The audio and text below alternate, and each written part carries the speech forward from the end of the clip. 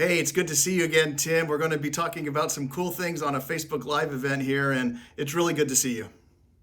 Man, it's good to see you. And we just want to express to everybody this is a situation none of us anticipated, and we're all in this together. And we just recognize that love doesn't take a back seat, dating doesn't take a back seat during COVID-19. So we thought we'd weigh in just very quickly on what are some dating tips. If you're in a relationship or you're thinking about starting a relationship, I think there could be some tips maybe to help you as you navigate that. I love that. Let's talk about maybe some new rules in this quarantine world, maybe new rules and expectations that change how we date. So, Tim, you kind of are interested in this thing called escalators, and a researcher who did some work on how the inevitable happens in some relationships like that. Yeah, there's a researcher named Bolton who came up with this interesting idea called escalators that really applies to dating. So it'd be certain things that propel you too quickly in a relationship. It'd be like an escalator that was out of whack and going way too fast.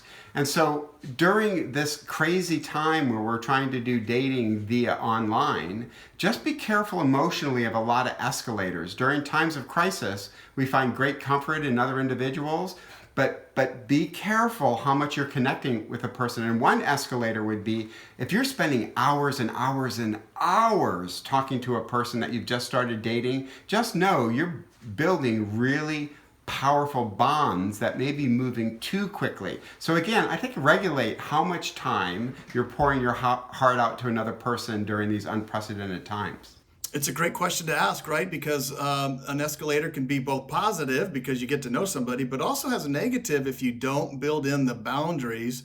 And so learning how to do that wisely and carefully and thoughtfully is really an important tip, isn't it? Yeah, and give yourself grace. We're all looking for connection. So obviously if you're in a dating relationship and that's been established, well, I think the good news is now you can focus on one aspect of that relationship, and that's the verbal part, right? Learning how to communicate well will serve you well after this pandemic is over. So now focus on the communication part, the verbal part. I think this could be a silver lining and really help you improve your relationship with the person that you're dating. I love it. I would suggest, Tim, for people that are dating during this time and learning and figuring out these kind of boundaries is to go to our website at cmr.biola.edu. In fact, one thing on there is this guide of questions to spiritual intimacy.